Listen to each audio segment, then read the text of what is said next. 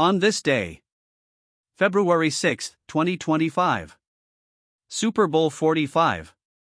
Super Bowl 45 was an American football game between the AFC champion Pittsburgh Steelers and the NFC champion Green Bay Packers to decide the NFL champion for the 2010 season. The game was played on February 6, 2011, at AT&T Stadium in Arlington, Texas, the first time the Super Bowl was played in the Dallas-Fort Worth area. Super Bowl 45 was initially dominated by Green Bay, jumping to a 21-3 lead before Pittsburgh cut it down to 21-10 just before halftime. Then after the teams exchanged touchdowns, the Steelers cut their deficit to 28-25 midway through the fourth quarter with wide receiver Mike Wallace's 25-yard touchdown reception from quarterback Ben Roethlisberger and a two-point conversion. But the Packers answered with Mason Crosby's 23-yard field goal with 2:07 remaining, and then prevented the Steelers from scoring on their final drive of the game.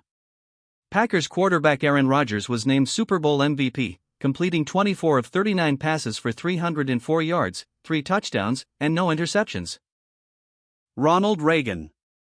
Born Ronald Wilson Reagan February 6, 1911, was an American politician and actor who served as the 40th President of the United States from 1981 to 1989. He was a member of the Republican Party and became an important figure in the American conservative movement. His presidency is known as the Reagan era.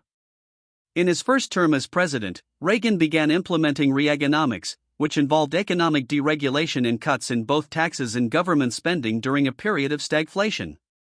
On the world stage, he escalated the arms race, increased military spending, transitioned Cold War policy away from the policies of détente with the Soviet Union, and ordered the 1983 invasion of Grenada.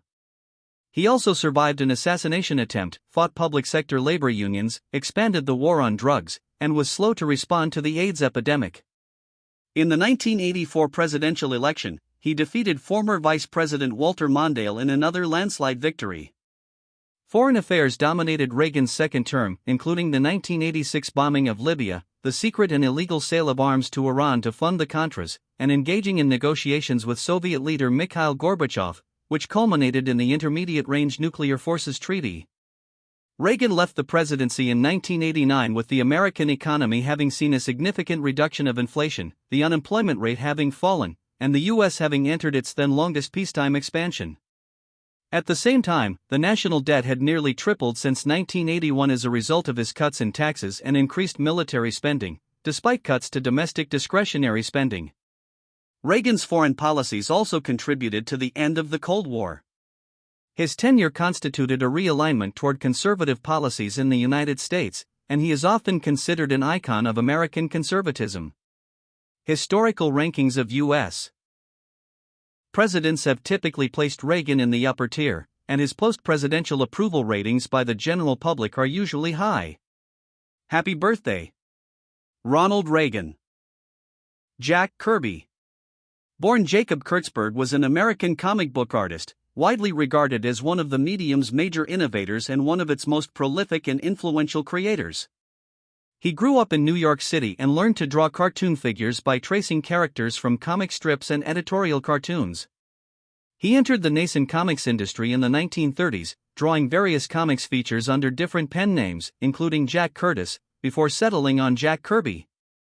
In 1940, he and writer-editor Joe Simon created the highly successful superhero character Captain America for Timely Comics, predecessor of Marvel Comics. During the 1940s, Kirby regularly teamed with Simon, creating numerous characters for that company and for National Comics publications, later to become DC Comics. On February 6, 1994, aged 76, Kirby died of heart failure in his Thousand Oaks, California home. He was buried at Valley Oaks Memorial Park in Westlake Village, California. Rest in peace, Jack Kirby. Quote of the day. Only once in your life, I truly believe, you find someone who can completely turn your world around. You tell them things that you've never shared with another soul and they absorb everything you say and actually want to hear more. You share hopes for the future, dreams that will never come true, goals that were never achieved, and the many disappointments life has thrown at you. When something wonderful happens, you can't wait to tell them about it, knowing they will share in your excitement. They are not embarrassed to cry with you when you are hurting or laugh with you when you make a fool of yourself. Never do they hurt your feelings or make you feel like you are not good enough, but rather they build you up and show you the things about yourself that make you special and even beautiful. There is never any pressure, jealousy, or competition, but only a quiet calmness when they are around. You can be yourself and not worry about what they will think of you because they love you for who you are. The things that seem insignificant to most people, such as a note, song, or walk, become invaluable treasures kept safe in your heart to cherish forever. Memories of your childhood come back and are so clear and vivid it's like being young again. Colors seem brighter and more brilliant. Laughter seems part of daily life where before it was infrequent or didn't exist at all. A phone call or two during the day helps to get you through a long day's work and always brings a smile to your face. In their presence, there's no need for continuous conversation, but you find you're quite content in just having them nearby. Things that never interested you before become fascinating because you know they are important to this person who is so special to you.